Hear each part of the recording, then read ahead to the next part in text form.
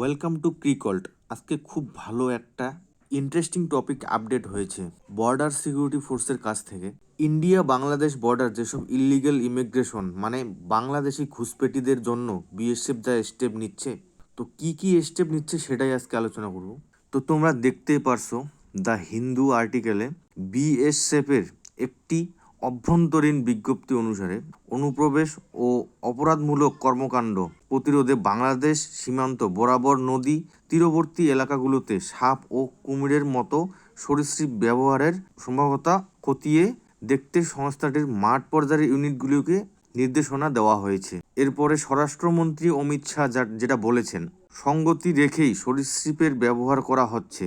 বাংলাদেশ সীমান্ত বরাবর সমস্ত ফিল্ড ইউনিটে বিএসএফ সদর দপ্তর থেকে পাঠানো হয়েছে ২৬ মার্চের এক সংকেতে এমনটাই বলা হয়েছে। এতে আরও বলা হয়, ঝুঁকিপূর্ণ নদীপথের ফাঁকগুলোতে সরীসৃপ যেমন সাপ বা কুমির মোতায়েনের সম্ভাব্যতা একটি অপারেশনাল দৃষ্টিকোণ থেকে খতিয়ে দেখা হবে।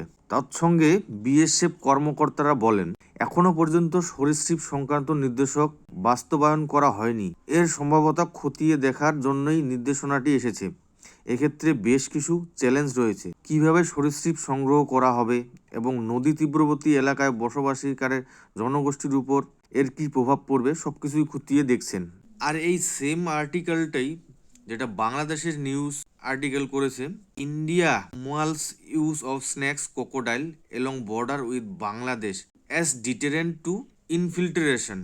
আর উইকিপিডিয়ার রিপোর্ট অনুযায়ী যেটা বলা হয়েছে যে অবৈধ ও নথিবিহীন অভিবাসনের কারণে পশ্চিমবঙ্গে বাংলাদেশি অভিবাসীদের আনুমানিক সংখ্যা নিয়ে ব্যাপক মতভেদ রয়েছে।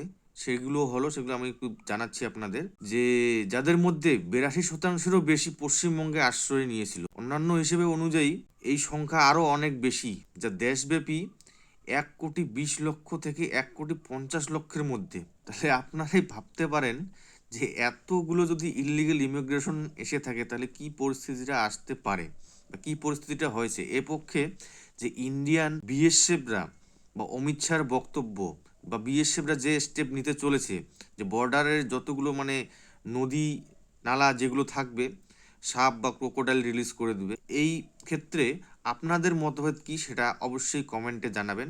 আর চ্যানেলে যদি নতুন হয়ে থাকেন সাবস্ক্রাইব, লাইক, কমেন্ট, শেয়ার অবশ্যই করবেন।